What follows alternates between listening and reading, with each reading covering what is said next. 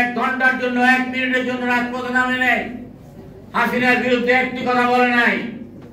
যারা দেশে পর্যন্ত ছিলেন না তাদেরকে নিয়ে উপদেষ্টা মন্ডলী গঠন করেছেন। আমরা সেদিনই আশাহত হয়েছি। তারপর আমরা বারবার বলছি, সংস্কারের আগে আপনি আপনার উপদেষ্টা মন্ডলীতে সংস্কার করেন।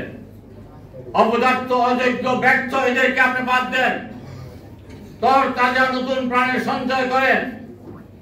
যারা 15 বছর রাজপথে লড়াই করেছে সরকারের বিরুদ্ধে, বিভিন্ন ভাবে যারা বক্তব্য বিবৃতি দিয়ে নিজের জীবনকে পর্যন্ত বাজি রেখে সরকারের বিরুদ্ধে লড়াই করেছে, তাদেরকে উপদেষ্টা মন্ডলীতে আপনি আনেন। আপনি আমাদের কোনো কথাই শুনছেন না। ডক্টর ইউনূস সাহেব এই 84 বছর বয়সে ওই আপনার আদম ব্যবসার লাইসেন্স লাগবে, আপনার ওই গ্রামীণ বিশ্ববিদ্যালয় লাগবে, আপনার ট্যাক্স মকুব করে নেবেন, পুরো গ্রামীণ ব্যাংকে জনসাধারণ থেকে নিয়ে সরকারের হাত থেকে আপনি নেবেন। অন্তত আপনার থেকে আশা করি নাই। অবিলম্বে আমরা নির্বাচন চাই। নির্বাচনের আগে আমাদের নেতা দেশনায়ক তারেক রহমানের স্বদেশ প্রত্যাবর্তনের সকল প্রতিবন্ধকতা আপনি দূর করেন। সরকার থেকে স্পষ্ট ঘোষণা দেন, তারেক রহমান দেশে আসলে তাকে সর্বোচ্চ নিরাপত্তা দেওয়া হবে। আপনাদের মুখ থেকে শুনতে চাই। তার আগে ব্যক্ত স্বরাষ্ট্রমন্ত্রীর পদত্যাগ চাই। যে ব্যক্ত স্বরাষ্ট্রমন্ত্রী আব্দুল হামিদ সবাই নাকের ডগা দিয়ে পালিয়ে গেছে, আপনার স্বরাষ্ট্রমন্ত্রী এসে পাগলামি করতেছে, ছোটখাটো চোখে তাকিয়ে যাচ্ছে। খুনের মামলা আসামি আইবি রহমান, তাকে গ্রেফতার নিয়ে নাটক করছেন। একজন খুনের মামলার আসামি কিভাবে সাংবাদিক সম্মেলন করে? আপনার পুলিশ থেকে সেখানে আঙ্গুল চুষছে। আপনি অপদার্থের শেষ সীমানায় পৌঁছে গেছেন স্বরাষ্ট্রমন্ত্রী। মানুষকে আর হাসায়েন না, আপনি পদত্যাগ করেন। আপনি পদত্যাগ করলেই বাংলাদেশ অন্তত স্বরাষ্ট্র মন্ত্রণালয় আর একটু কার্যকর ভূমিকা পালন করবে বলে আমরা বিশ্বাস করি। কারণ আপনারা শেখ হাসিনা পা চাটছেন, এখন এই বৃদ্ধ বয়সে এসে আবার আপনারা জনগণের উপর ছড়ি ঘোরাচ্ছেন।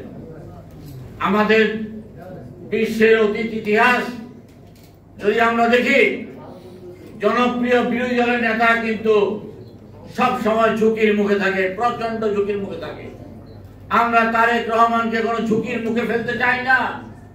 আগামী দিনের রাষ্ট্রনায়ক তারেক রহমান আসবে, এসএসএফ এর নিরাপত্তা সহ সর্বোচ্চ নিরাপত্তা তাকে বিধান করতে হবে। সরকার থেকে আমরা আজকে স্পষ্ট ঘোষণা করতে চাই, আমরা শুনতে চাই। এবং এই দাবিতে আজকে 12 দল সবাই আগে মাঠে নেমেছে। ইনশাআল্লাহ আগামী দিনও 12 দল মাঠে নামবে। একটা কথা বলি, একটা গান আছে, সর্প হয়ে ধ্বংসন করে ওজা হইয়া ঝাড়ে। আজকে সরকারটা কার? সরকারটা এনসিপির সরকার। আবার নাটক করছে কে? এনসিপি করছে।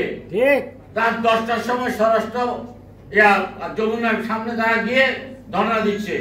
আজকে এনসিপি না হয়ে অন্য কোন যদি দল যেত তাহলে পুলিশ পিটুনি দিয়ে তাদের উঠে দিত। ওই দিন রাত্রে 11টার সময় আমি হুদাবাই দেখতে গেলাম, সর্বোচ্চ 5-700 লোক, 2 ঘন্টা ছিলাম সেখানে। তারপরে মাঠে নামলো কি জামাতে ইসলাম। জামাতে ইসলাম কাছে কি এজেন্ডা নিয়ে মাঠে নামছে আমরা বুঝতে পারছি না। জামাতে ইসলাম সারা জীবন শুধু ভুল করে আসছে, প্রত্যেকটা সিদ্ধান্ত ভুল, জন্ম থেকে এখন পর্যন্ত প্রত্যেকটা সিদ্ধান্ত ভুল। দয়া করে আর ভুল করবেন না। আজকে কিছু অর্বাচীন আজকে বলছে বিএনপি কেন শাহবাগে যাচ্ছে না। আরে বেকুব, একজন ফেসবুকে স্ট্যাটাস দিল আর বিএনপি এখানে চলে যাবে। বাংলাদেশের সবচাইতে জনপ্রিয় দল, সবচাইতে শক্তিশালী দল বিএনপি, একাই 100। বিএনপি কে কটাক্ষ করে কোনো কথা বলবেন না।